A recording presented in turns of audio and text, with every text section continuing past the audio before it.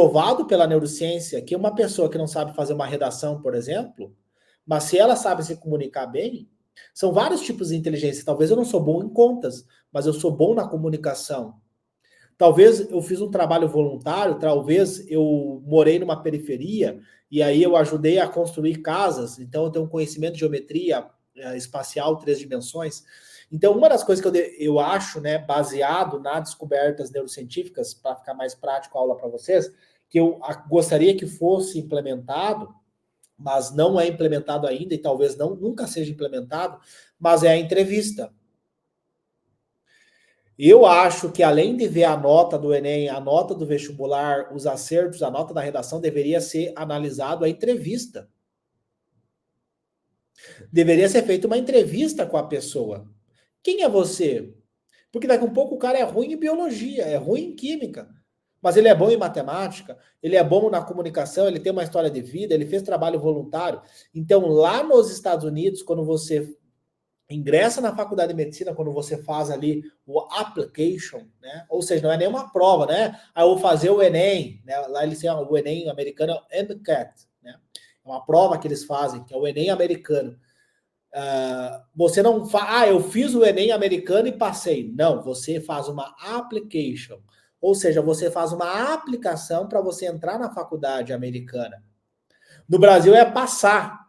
Nos Estados Unidos é uma aplicação. Então eles analisam quem que é você, a sua história de vida, a sua idade, a sua família, se você nasceu na pobreza ou se você nasceu em berço de ouro.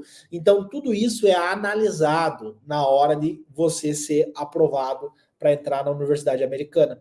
Por isso que às vezes tu vê o vídeo no YouTube, pô, o cara, eu estudei em Harvard, né? Tu vê, por exemplo, o depoimento, eu fui para Harvard, estudei em Harvard.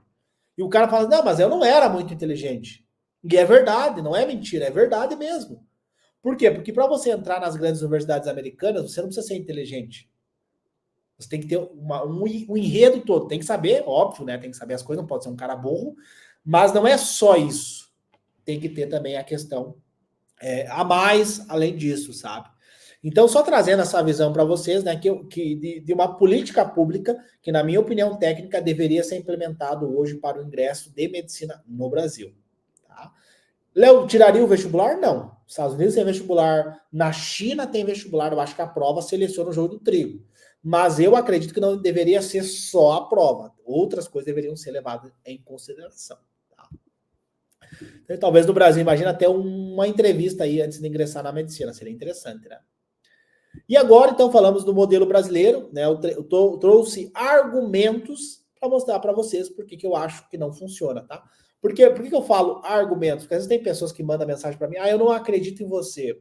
Eu acho que não funciona o que você está falando. Tá, mas quais são os argumentos que sustentam a sua tese? Quais são os fatos cerebrais que sustentam a sua opinião, o que você acha? E a pessoa some. Por quê? Porque ela não tem argumento. Então, tem que trazer argumentos, né? Então, que é o que eu estou fazendo aqui com vocês.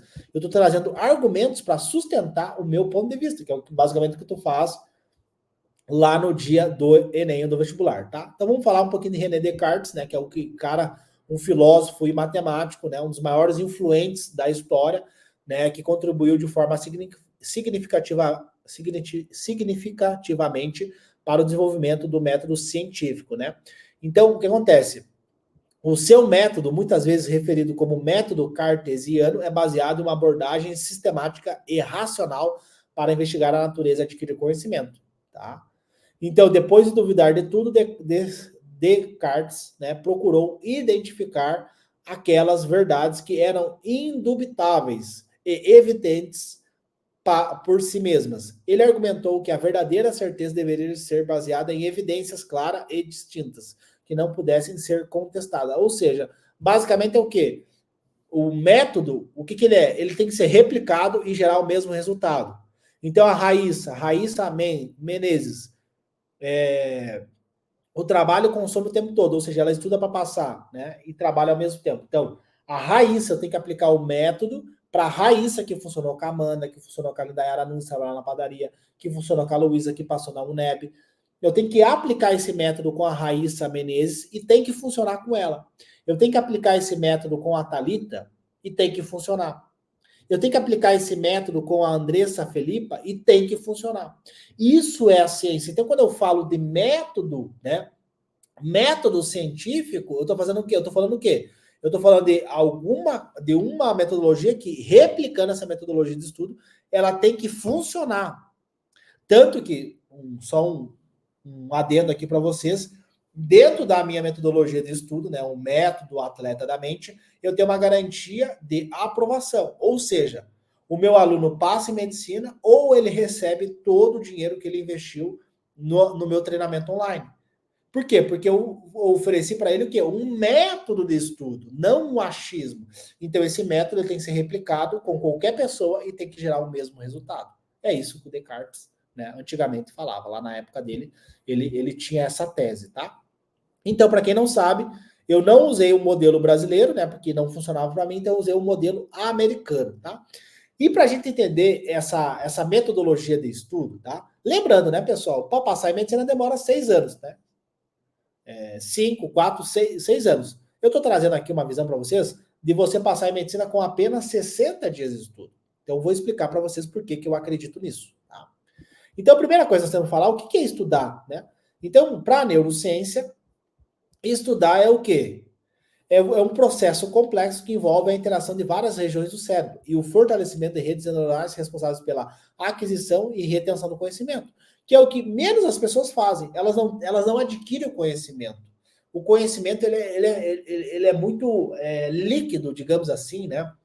Ele entra no cérebro e sai. Ele entra por aqui e sai por aqui. Porque hoje, na era da informação, você entra na rede social, agora começou as políticas, né? Se vocês estão sabendo, mas tem agora as eleições municipais, né? Aí já começou aqui na cidade. É os caras dando panfleto, é o cara com a bandeira da política, aí é o político A, o político B, o político C, aí tem o vereador, tem não sei quem, e aí começa aquela loucura. Aí tu entra na rede social, é só política. Tu entra no YouTube, é só política. Ou seja, são várias informações que, segundo os neurocientistas, vai competir com o conteúdo que tu estudou de física. Então, olha que bizarro, pessoal. O conteúdo que tu vê na rede social, ele compete com o conteúdo que tu teve na aula. Então, como a videoaula, como estuda esse estudo passivo, ele não tem a aquisição e a retenção de informação, ele é líquido, entra por aqui e sai por aqui, porque você não teve retenção. O estímulo do seu estudo foi um estímulo muito fraco, tá? Léo, me dá exemplos, vamos lá, tá? Então, vamos dar exemplo aqui para vocês. Imagina que você vai na academia, aí você vai fazer um agachamento. Lê o que é agachamento? É um exercício feito na academia. Agachamento livre.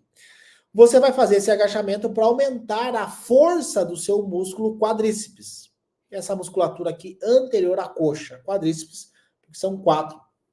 São 4 músculos, né? Reto femoral, o vasto lateral, vasto medial, né? Enfim, são 4 músculos aqui, ali que compõem o quadríceps, tá? O loja anterior da coxa. Se eu fizer o agachamento com 10 quilos, vai dar um estímulo. Agora, tem pessoas que fazem agachamento com 100 quilos. Qual o músculo que vai ficar mais forte? O cara que fez com 10 quilos ou o cara que fez com 100 quilos? Obviamente, não precisa ter estudado em Harvard, não precisa ser americano, não precisa ser chinês, né? Porque os chineses, os caras são bons em tudo, né? Eles sabem tudo. Não precisa ser chinês para saber que se eu levantar 100 quilos, eu vou estimular muito mais o músculo do que se eu levantar 10 quilos. O cara que levanta 10 quilos não vai crescer o músculo dele, porque é um estímulo muito fraco. O cara que levanta 100 quilos no agachamento, bota 100 quilos nas costas e desce e sobe, esse cara vai dar um estímulo muito maior para o músculo dele. Dessa forma, portanto, esse cara vai ter muito mais resultado. Ele vai ter muito mais hipertrofia muscular. A mesma lógica, a mesma coisa acontece nos estudos. O cara que vê uma videoaula que faz 10 questões e vê a resolução depois, ele não vai ter um estímulo para o cérebro. Agora, a pessoa que foi lá, o que é isso daqui? O que é polaridade? Né? O que é uma reação química? Ela vai ter um esforço muito maior, vai ter um estímulo muito maior para o cérebro. Aí, óbvio, né, para fazer esse estudo ativo, né, que eu chamo de metodologias ativas, você tem que ter um material de estudo, né, baseado nessa dinâmica de você ser ativo durante os estudos. Porque, tá, como é que eu vou fazer as questões, como é que eu vou estudar de forma ativa se eu não tenho a base a teoria das informações. Só que o segredo não é você saber a teoria. O segredo é você ter as perguntas certas. Quando eu leio a questão, eu tenho que saber fazer perguntas. O que é polar? Por que a água é polar? O que é apolar? Por que a gordura é polar? A gordura e a água não se misturam. Água e azeite não se misturam. Por causa dessa polaridade, esse conceito de polaridade. Então, o segredo para você adquirir conhecimento não é o estudo, é as perguntas.